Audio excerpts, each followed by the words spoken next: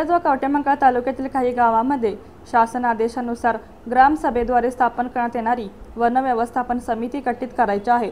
मात्र आदेशाचे पालन न करता वन विभागाकडून निधी खर्च करण्यात आलेला आहे। जवळपास 2,88,00,000 रुपयाचा हा निधी वन विभागाकडून गावातून खर्च करण्यात आला आहे। याबाबत उच्च न्यायालयाने चौकशीचे आदेश दिले असून यामध्ये दोषी संबंधितांवर कारवाईचे आदेश दिले आहेत, अशी माहिती सामाजिक कार्यकर्ते सुरेश भोसले हराळे यांनी दिली आहे। याबाबत अधिक माहिती अशी की एप्रिल 2003 या शासन निर्णयानुसार ग्रामपंचायत अंतर्गत संयुक्त वनव्यवस्थापन समित्या ग्रामसभेद्वारे गठीत करावायच्या आहेत। असे असताना जिल्ह्यातील डोंगरवाडी, शिपूर, मोसे या मिरज तालुक्यातील ग्रामपंचायत व जाखापूर, खरशिंग, रांजणी, कुकटोळी, नागज या कवठेमंकाळ तालुक्यातील गावांमध्ये ग्रामसभेद्वारे सदर संयुक्त वनव्यवस्थापन समित्या गठीत न करता परस्पर समिती गठीत केल्याचे दाखवून शासनाचा कोट्यावधी रुपयांचा गैरव्यवहार करण्यात आला आहे।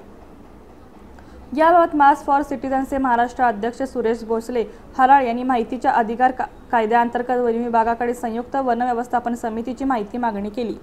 सन 2003 ते सन 2013-14 अखेर समिती गठीत केली आहे, असे कागदपत्र दाखवण्यात आले असून यानुसार शासनाकडून आलेला 2,88,00,000 रुपये निधी खर्च करण्यात आला आहे।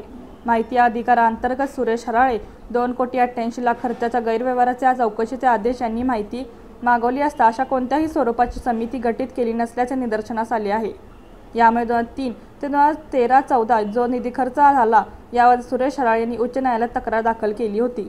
सदर तक्रारीची दखल घेऊन 18 मार्च 2025 रोजी उच्च न्यायालयाचे न्यायाधीश G.S. कुलकर्णी व अद्वैत M. सेठनाजी यांनी रीट पिटिशनमध्ये नमूद तक्रारीचा गांभीर्याने विचार करून तक्रारी अर्जाची चौकशी 6 आठवड्याच्या आत करून कायद्यातील तरतुदीनुसार योग्य ते आदेश पारित करणे याबाबतचे निर्देश देण्यात आले आहेत।